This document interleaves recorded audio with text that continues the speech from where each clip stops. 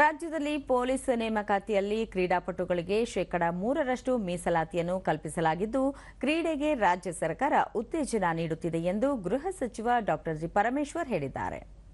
ಬೆಂಗಳೂರಿನಲ್ಲಿ ನಿನ್ನೆ ಅವರು ರಾಜ್ಯ ಪೊಲೀಸ್ ವಾರ್ಷಿಕ ಕ್ರೀಡಾಕೂಟ ಸಮಾರೋಪ ಸಮಾರಂಭದಲ್ಲಿ ಪಾಲ್ಗೊಂಡು ವಿಜೇತ ಕ್ರೀಡಾಪಟುಗಳಿಗೆ ಬಹುಮಾನ ವಿತರಿಸಿದರು.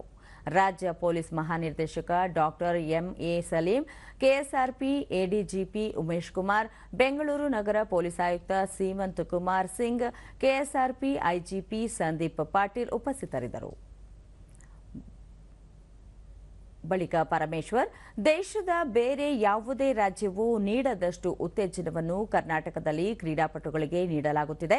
ಪೊಲೀಸ್ ಕ್ರೀಡಾಕೂಟಗಳಲ್ಲಿ ಭಾಗಿಯಾಗಿರುವವರಿಗೆ ವಿಶೇಷ ತರಬೇತಿ ನೀಡುವಂತೆ ಇಲಾಖೆಯ ಮುಖ್ಯಸ್ಥರಿಗೆ ತಾವು ಸೂಚಿಸುವುದಾಗಿ ಹೇಳಿದರು. ಅಲ್ಲದೆ ರಾಷ್ಟ್ರೀಯ ಮಟ್ಟದ ಕ್ರೀಡಾಕೂಟದಲ್ಲಿ ರಾಜ್ಯ ಪೊಲೀಸರು ಚಾಂಪಿಯನ್ಗಳಾಗಿ ಹೊರಹೊಮ್ಮಬೇಕು ಎಂದು ಗೃಹ ಸಚಿವರು ಆಶಿಸಿದರು.